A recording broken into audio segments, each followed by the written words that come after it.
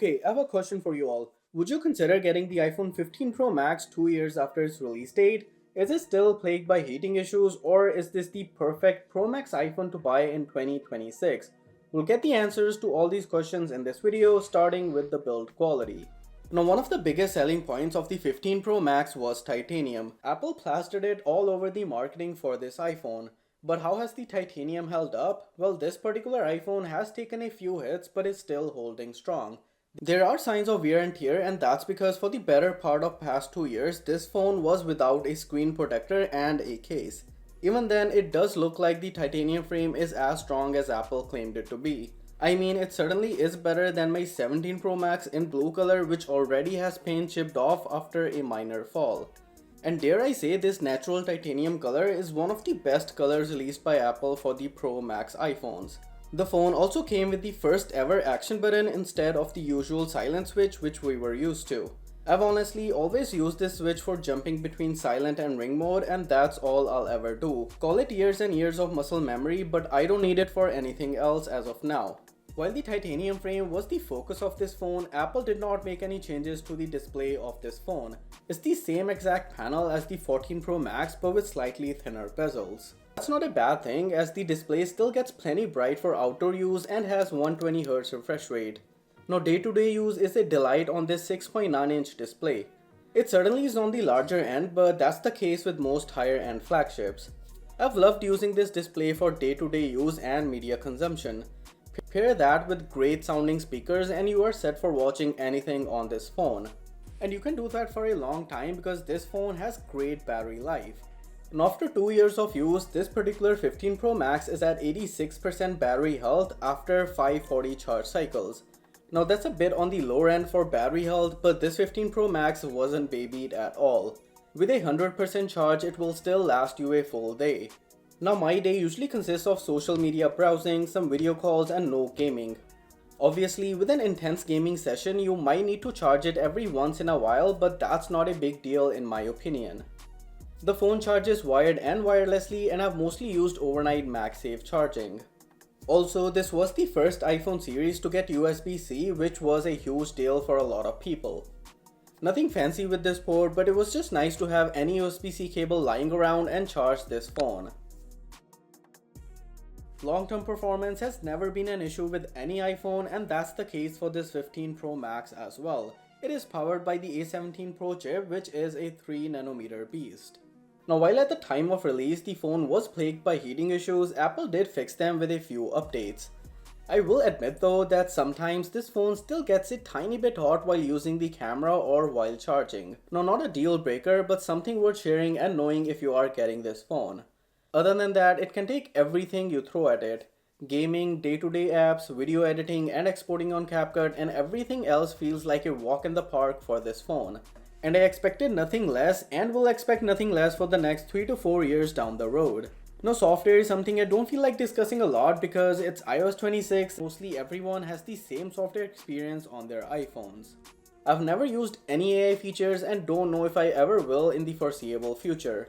I do however love that we have an always on display, widgets, some theming and other options with this iOS 26 version. It's not as great or as customizable as I would like, but I do commend Apple for at least trying to take the routes towards customization. Oh, and I also love the liquid glass interface. With that, we get to the cameras. Now, the 15 Pro Max has a triple camera setup on the back with a 48 megapixel main lens, a 12 megapixel ultra wide, and a brand new 12 megapixel 5x telephoto lens.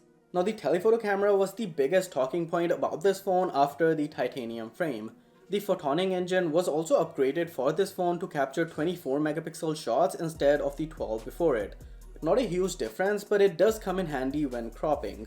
The photos captured with all the lenses are rock solid in terms of color reproduction, detail, contrast, dynamic range, and other things.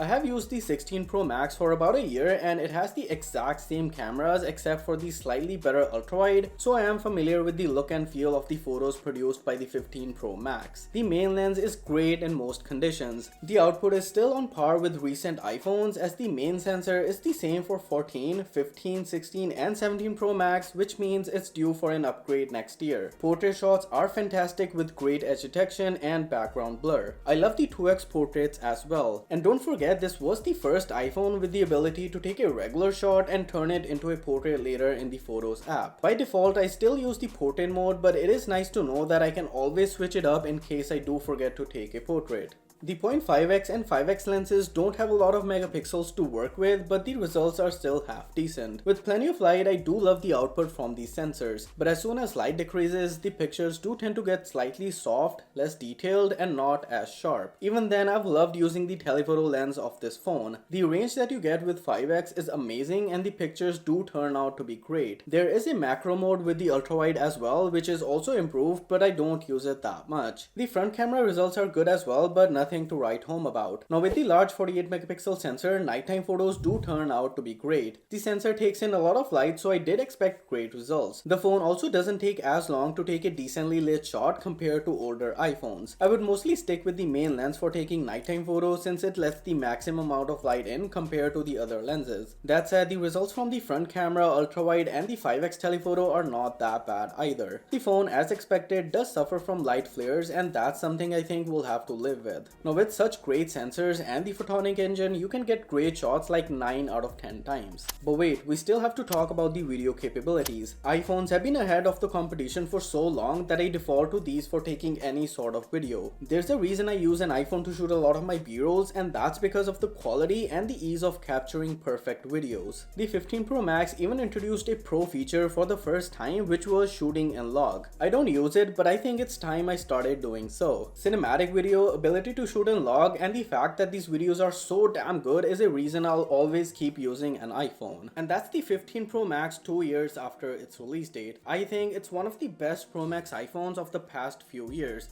I mean, it was the first ever iPhone and probably the second last to be made out of titanium, the first to get the action button, the first to get USB-C, and the first and probably the second last as well to get the 5x telephoto lens. Now with a powerful chip and over 4 years of software support left, this is the Pro Max iPhone I would get. Now that's it for this video guys. Let me know if you have any questions. I'd be happy to answer in the comments. Subscribe, like, and I'll catch you all soon in the next one.